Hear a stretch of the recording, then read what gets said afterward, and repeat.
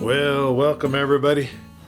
Welcome to the Campfire. This is Clay Steele, and this is what we do. We gather around the campfire, we tell stories, we enjoy each other's company, and maybe we see some people we haven't seen for a while. That's kind of what it looks like tonight. Haven't seen a few of you in a while, and there's some new faces, by golly. Well, I want to get started, so y'all just kind of get comfortable and see some friends, sit down around the fire, and let me tell you a story. In fact, I want to tell you some more of a story that I've been reading for the last several weeks. In fact, you can go back in the library on this channel and you can listen to the other parts of this story. Makes a good listen if you start at the beginning. And for the rest of us, by golly, let's start right now. Part 9. This is chapters 29 through 31 of James Roberts' book, The Coyote. Yeah, you know about this guy. He's an outlaw. He always gets in trouble and kind of gets out of it. Looks like he's going to make a break for goodness, and, you know, he gets back in it. So, here we are, chapter 29, Gunman. Well, for a moment, Wrathburn waited at the kitchen door. He heard Mallory going upstairs from the next room. All was still outside, save for the stamping of several horses. Then he suddenly opened the door and stepped out. There was no sound or movement. As he accustomed his eyes to the dim light without, he moved across the threshold and walked straight to a bulky figure standing beside a large horse. "You want to see me, Egan?" he asked coldly. "Watch out there, Egan," came Mallory's voice in a strident tone from a window above him. "I've got you covered with this Winchester." Both Wrathburn and Egan looked up and saw Mallory leaning out of a window over the kitchen, and the stock of a rifle was snug against his cheek and shoulder. "Yeah, he acts like he's scared you can't take care of yourself," said Egan with a sneer. "The way you ditched that posse today, I didn't think you needed a bodyguard." "I don't," Wrathburn retorted back. "The old man is acting on his own hook. You was watching the sport today?" "I couldn't help it," said Egan. "It was me and some of the boys they was after. You sort of helped us out by coming along and attracting their attention. I pegged you when I saw you ride for it, and I knew they wouldn't get you." "You mean you hid and let me stand the gaff," said Wrathburn scornfully. "That's your style, Egan. You're plumb afraid to come out from under cover." He noted that there was 3 men with Egan, while they were quietly sitting their horses some little distant behind their leader. Egan muttered something, and Wrathburn could see in his face working with rage. Then Egan's coarse features underwent a change, and he grinned, his teeth flashing white under his small black mustache. "Look here, Wrathburn, there's no use in you and me being on the outs," he said in an undertone. "We've got something in common." "Now, you've made a mistake already," Wrathburn interrupted sharply. "We haven't a thing in common I know of, Egan, unless it's a gun apiece." "Maybe you think that's all we need," said Egan hoarsely. "And if that's the way you feel, you won't find me backing down when you start something. Just now, I ain't forgetting that crazy fool with that rifle up there." "Now, you didn't come here for gunplay, Egan," said Wrathburn. "You ain't plumb loco every way. I take it you saw me making for this place and followed me here. Now, what do you want?" "I want to talk business," said Egan with a hopeful note in his voice. "But you won't let me get started." "And I won't have dealings with you," said Wrathburn crisply. "Well, that's what you think," sneered Egan. "But you're in a tight corner, and we can help you out. Long said today, I heard just now, that he'd put every deputy he had and every man he could swear in as a special on your trail. And he'd get you." "The thing that I can't see," drawled Wrathburn, "is what that's got to do with you. I suppose you're here as a missionary to tip me off? Why, thanks." Egan had calmed down by now. He stepped closer to Wrathburn, and he spoke in a low tone. "Here's the lay. They're after you, and they're after us. I know you're no stool pigeon, and I know I ain't taking a chance when I tell you that we got a big job coming up. One that'll get us a pretty roll. It takes nerve to pull it off, even though certain things will make it easier. You might just as well be in on it. You can make it the last job and blow these parts for good. You don't have to come in, of course, but it'll be worth your while. You've got the name, and you might as well have what goes with it. I'll let you head the outfit and shoot square all the way." Wrathburn laughed scornfully. "When I heard you was out here, Egan, I guessed it was something like this that brought you here. Maybe you're stating facts as to this job which you say is coming up. But you lied when you said you'd shoot square, Egan. I wouldn't trust you as far as I could throw a bull by the tail, and there's half a dozen other reasons why you and me couldn't be partners." Egan stepped back with a snarl of rage. "I don't reckon you're entitled to what rep you've got," he blurted hoarsely. "Right down under the skin, Wrathburn, I believe you're soft." "Well, that's putting it up to me all fair and square," Wrathburn replied evenly. "I'll give it right back to you, Egan. Get that gun out of the window. Mallory?" "Right here, Wrathburn, and all set," came Mallory's voice. "Get that gun out of the window." "What's that? Don't you see there's three of them? Get that gun out of the window," rang Wrathburn's voice. "Let him play with it," Egan said harshly. Mallory withdrew from the window as Egan reached for his left stirrup and swung into the saddle. "I see you ain't taking it," Wrathburn called to him with a jeering laugh. "And I ain't forgetting it," Egan shouted as he drove in his spurs. His three companions galloped after him, and Wrathburn caught sight of a dark-skinned face, a pair of beady black eyes, and the long, drooping mustache of one of the men. "Gomez!" he exclaimed to himself. "Egan's been taken up with the Mexicans." Mallory appeared in the kitchen door, holding a lamp above his head. "What did he want?" he demanded of Wrathburn. "More'n he got," answered Wrathburn shortly. Then he saw Laura Mallory standing behind her father. "I mean to say he made a little proposition that I had to turn down," he amended with a direct glance at the girl. "And now I've got to do some more riding." You're leaving tonight?" asked Mallory in surprise. "We can't put you up here, Wrathburn, and I'll keep an eye out for visitors." "And we'd have 'em afore morning," said Wrathburn grimly. "Egan will see to it that Bob Long knows I was out here right pronto. But I aim to stop any posses from bothering around your place. If there's one thing I don't want to do, Mallory, it's to make any trouble for you." The girl came walking towards him and touched his arm. "What are you going to do, Roger?" she asked in an anxious voice. "I'm going straight into Hope," Wrathburn replied. "But, Roger," the girl faltered, won't that mean a showdown?" "Maybe so. I ain't a-sidestepping it." A world of worry showed in the girl's eyes. "Roger, why don't you go away?" she asked hesitantly. "Things could be worse, and maybe in time they would become better. Folks forget, Roger." For a moment, Rathburn's hand rested on hers as he looked down at her. "There's two ways of forgetting, girlie," he said soberly, "and I don't want 'em to forget me the wrong way. But, Roger, promise me you won't turn your gun against a man, Roger. It would make things so much worse. It would leave nothing now. Don't you see, it takes courage to avoid what seems to be the inevitable. That terrible skill which is yours, the trick in this hand on mine, is your worst enemy. Oh, Roger, if you'd never learned to throw a gun." "It isn't that," he told her gently. "It isn't what you think at all. I'd rather cut off that right hand than have it raised unfairly against a single living thing. They call me a gunman, girlie, and I reckon I am. But I ain't no killer. There's a difference between the two, and sometimes I think it's that difference that's making all this trouble. I'm still trying to steer by that thing you call the compass, and that's why I've got to go to town."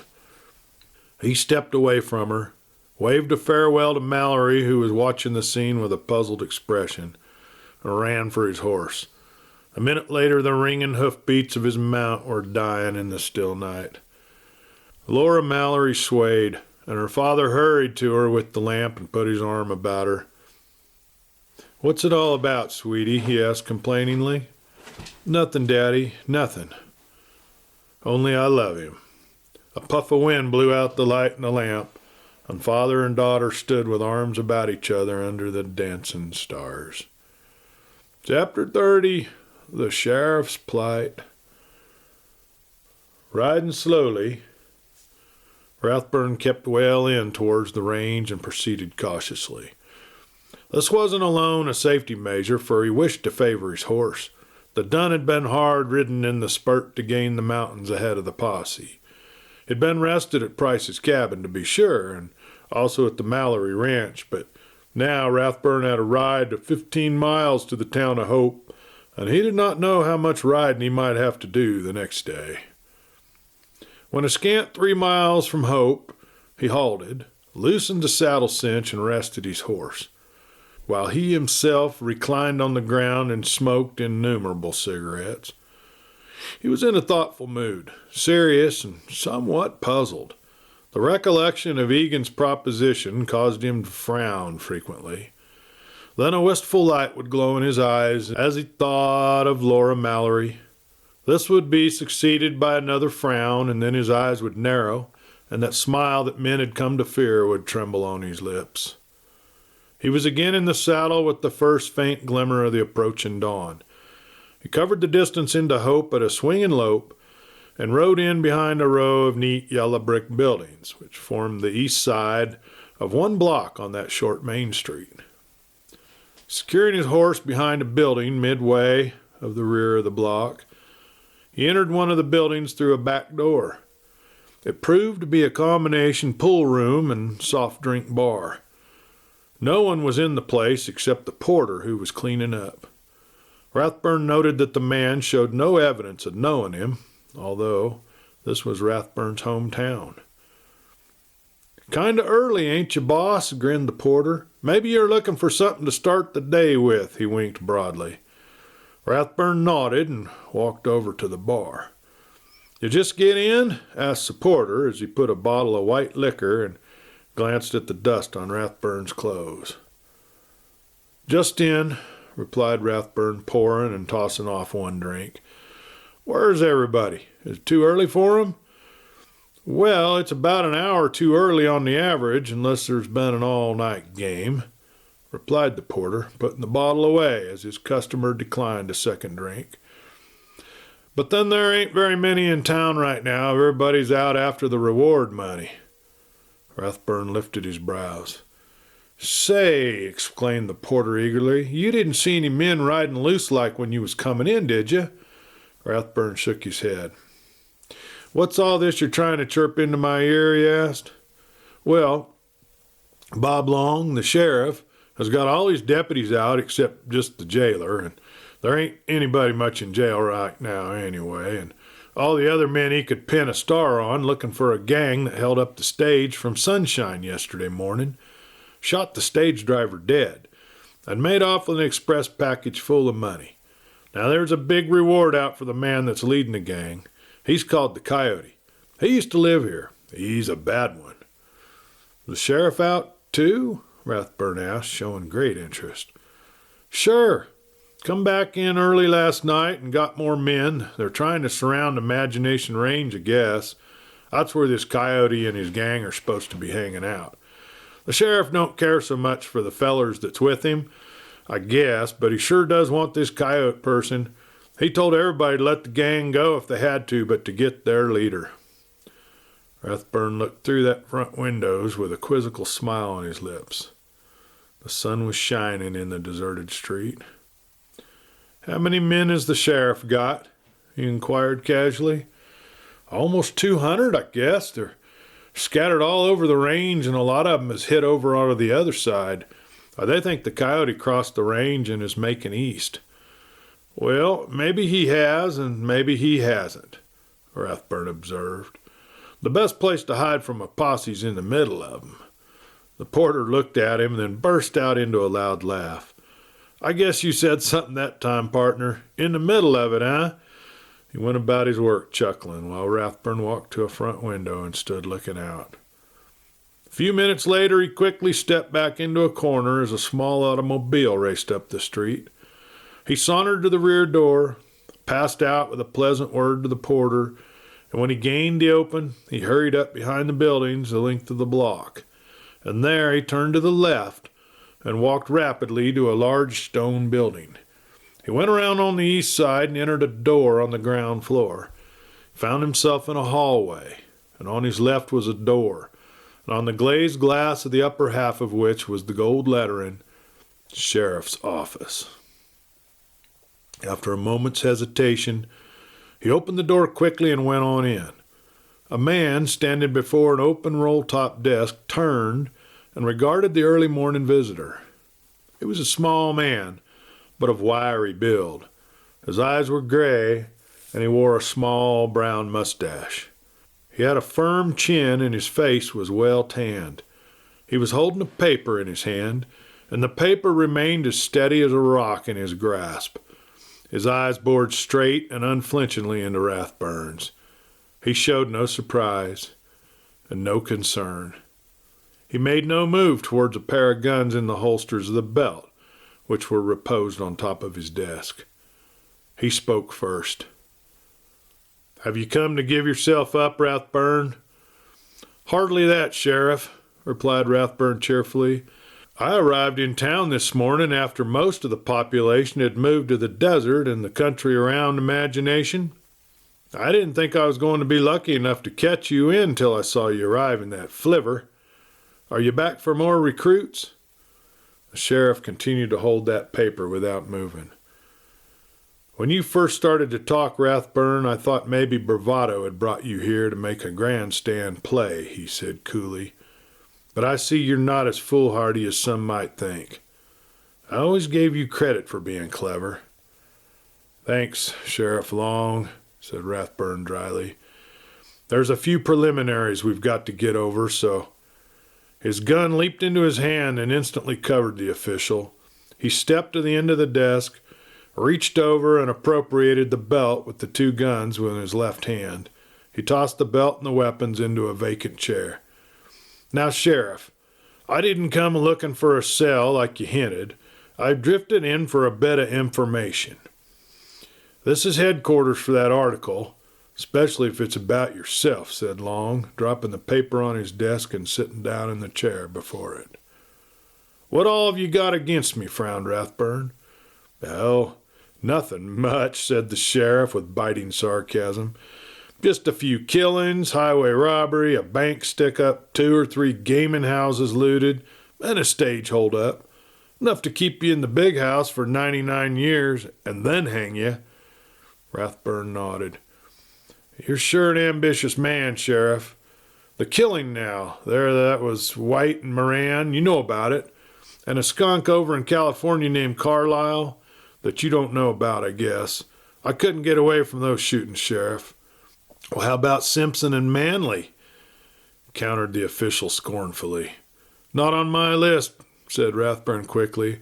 "I heard I was given credit for those affairs, but I wasn't a member of the party where they was snuffed out." "If I can make a jury believe that, you're in the clear," said Long, "but how about that stage driver yesterday morning?" Rathburn's face darkened. "I got in from the west just in time to stumble on that gang of rats," he flared, "and that's how your men came to see me. The chase happened to come in my direction, that's all there is to it." "Well, if you can prove that, you're all right again," the sheriff pointed out. "The law will go halfway with you, Wrathburn." "And I probably wouldn't be able to prove it," said Wrathburn bitterly. "Those other things, the bank job, the gambling stick-ups, I was younger then, Sheriff, and no one can say that the bank sharp didn't do me the dirt." "If you can show a good, reasonable doubt to those other cases, Wrathburn, I know the court would show leniency if the jury found you guilty on the counts you just mentioned," said the sheriff earnestly. "I'm minded to believe you so far as yesterday's work was concerned. I have an idea or two myself, but but I haven't been able to get a good line on my man. He's too tricky. Of course, I'm not going to urge you to do anything against your will. I appreciate your position. You're a fugitive, but you do have your liberty. Perhaps you can get away clean, though I doubt it. But there's that chance, and you've naturally got to take it into consideration. And you're not sure of anything if you go to trial on those charges there are up agin you. But it would count like 60 in your favor, Wrathburn, if you give yourself up. Wrathburn stared at that official speculatively. His thoughts flashed back along the years to the time when he and Laura Mallory had played together as children. He thought of what she had said that night before about the compass. He shifted uneasily on his feet. Funny thing, Sheriff, but I had some full notion, he confessed. It takes nerve, Wrathburn, for a man who is wanted to walk in and give up his gun, said the sheriff quietly. I was thinking of something else, said Wrathburn, and I've got to think some more about this that you've sort of put in my head. How much time do you want, Wrathburn? Asked Long. Wrathburn scowled. Our positions haven't changed, he said curtly. I'm still the man you're looking for. I'll have to do my thinking on my own hook, I reckon. Just as you say, Long said gravely. Go over what I've told you carefully and don't make any more false moves while you're making up your mind. You wounded one of my men yesterday. I shot high on purpose, Wrathburn pointed out. I didn't aim to be corralled just then. I know you did, was the sheriff's rejoinder. I know you could have killed him. I give you credit for it. You give me credit for quite a few things, Sheriff, said Wrathburn whimsically. And now you'll have to give me credit for being plumb cautious. It ain't my intention to have my thinking spell disturbed. His gun flashed in his hand. I'll have to ask you to go inside and occupy one of your own cells, Sheriff, while I'm wandering around and debating the subject. I know you too well, Wrathburn, said the sheriff with a grim smile. I'm not armed, and I don't intend to obey you. If you intend to shoot, you might just as well start. Wrathburn gazed at him coolly for a moment. Then he shoved his gun in its holster and leaped. Quick as he was, Long was quicker. The sheriff was out of his chair in a twinkling and made a flying tackle, grasping Wrathburn about the legs. The two fell to the floor and rolled over and over in their struggles. Although Wrathburn was the larger man, the sheriff seemed made of steel wire. He twisted out of Wrathburn's holds one after another. In one great effort he freed himself and leapt to his feet. Wrathburn came up instantly. Long drove a straight right that grazed Wrathburn's jaw and staggered him. But Wrathburn blocked the next blow and succeeded in uppercutting his left to the sheriff's chin. They went into another clinch, and the sheriff got the better of the close fighting. Wrathburn's face was bleeding where it had been cut on the leg of a chair. They were struggling on the floor. The feel of trickling crimson drove him mad. He threw Long off in an amazing burst of strength and then sent his right to the sheriff's jaw with all the force he could put into it. Long dropped to the floor, and Wrathburn raised him and carried him to the door leading into the jail proper. As he drew open the door, he drew his gun and threw it down on the astonished jailer who was dozing in the little office outside the bars. Open up, Wrathburn commanded. The jailer hastened to obey as he saw the appearance of Wrathburn's face and the dangerous look in his eyes. Wrathburn compelled him at the point of his gun to lead the way to a cell in the rear, unlock it, and go inside. Wrathburn pushed Long, who was regaining his senses, in after him, took the jailer's keys. Tell Long I'm thinking over what he told me, he said to the jailer as he locked him in. Then he hurried back to the entrance, locked it, and tossed the keys in through the bars. He wet his handkerchief with ice water from a tank in Long's office, wiped his face clean, and left the building. Chapter 31. A New Count. As Wrathburn wended his way to an obscure restaurant on a side street of that little town which was the county seat of Mesquite County, his thoughts were busy with what he had learned from the sheriff. He knew the official had been right when he said that if he would react in Wrathburn's favor if he gave himself up. Some of the counts on which he would be indicted undoubtedly would be quashed. Others he might disprove. There was a chance that he might get off lightly. Now, in any event, he would have to spend a number of years in prison. Wrathburn looked up at the bright sky. At the end of the street he could see the desert, and far beyond the blue outlines of the mountains. It seemed to him that the sunshine was brighter on this deadly morning when he struggled with troubled thoughts. Having always lived in the open, liberty meant everything to him. But constantly his thoughts reverted to Laura Mallory. What did she expect of him? What would she think if he were to give himself up? Her talk of the compass, his conscience, bothered him. Why should she say such a thing if she didn't feel more than a friendly interest in him? Did she care for him then? Wrathburn laughed mirthlessly as he entered the eating house. There was no doubt of it. He was a fool. He continued to think as he ate, and by the time he had finished, he found himself in a bad mental state. He wiped some moisture from his forehead as he left the restaurant. For a moment he felt panicky. He was wavering. The tenor of his thoughts caused him to abandon his caution. He turned the corner by the State Bank of Hope and walked boldly down the street. Few pedestrians were about. No one took any special notice of him, and no one recognized him. He turned in at the resort he had visited when he first arrived that morning. He started as he entered the place. A deep frown gathered on his face. Gomez, Egan's Mexican henchman, was up at the bar. At first Wrathburn feigned ignorance of the Mexicans present, but Gomez smiled at him, his white teeth glinting against his swarthy skin. Wrathburn marveled at the audacity of that Mexican, who undoubtedly was one of those who had held up the stage the day before, just coming boldly into town. Then he recollected that the sheriff had mentioned he had an idea who was responsible for that job. But he'd been unable to get a line on this man. Egan and his gang were evidently well covered up. If such were the case, Egan himself might be in town. It was because he thought he might learn something from Gomez that he finally acknowledged the fellow's greeting by a nod. The outlaw left the bar and walked up to him. "We are not afraid to come in town, Mr. Coyote," he murmured. "Drop that name," said Wrathburn sharply in an undertone. "Is Egan here?" "He is here," replied Gomez with another display of his white teeth. "You want to see him? He is up talking with Mr. Doane." Doane? Wrathburn remembered that name instantly as being the same which had been spoken by Laura Mallory the night before. He remembered, too, the man who had been there and who had driven away to town in a little car. He surmised that this man had been Doane, and it had been he who had brought the information of Wrathburn's arrival and the posse's pursuit to the girl. "You want to see him?" asked Gomez craftily. Wrathburn had a consuming aversion for the wily man. He hated the shifty look in his eyes and his oily tongue.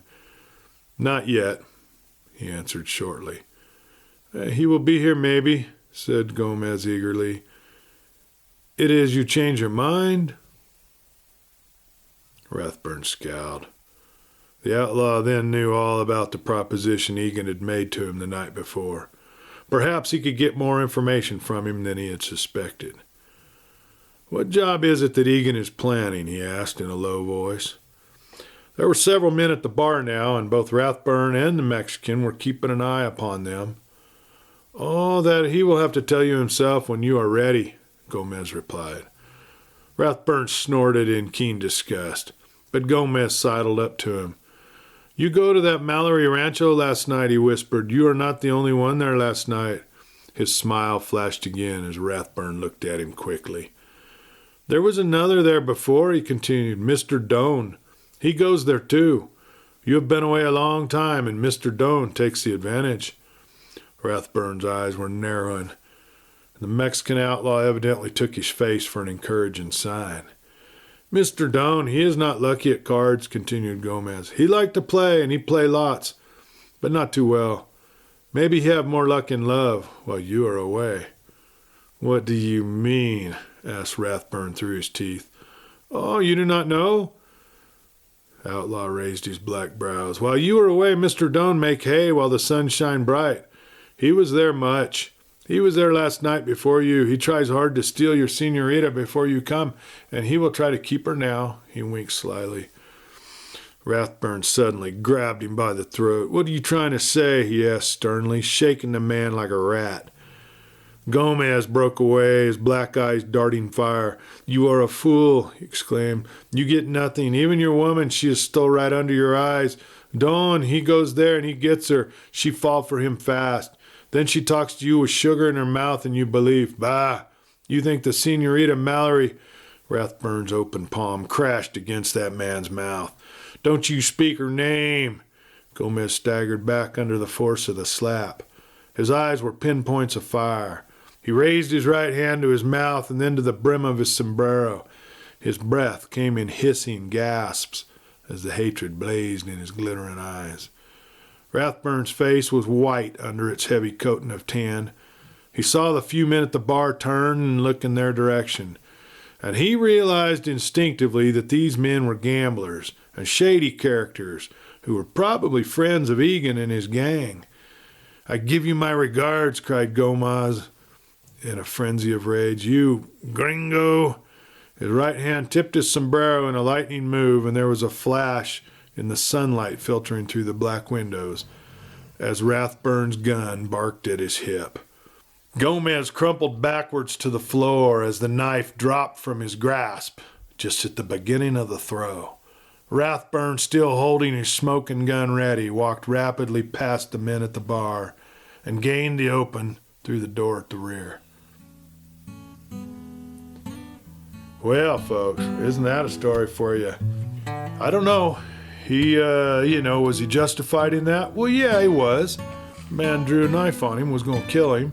So, once again, he's going to get in more trouble, it looks like.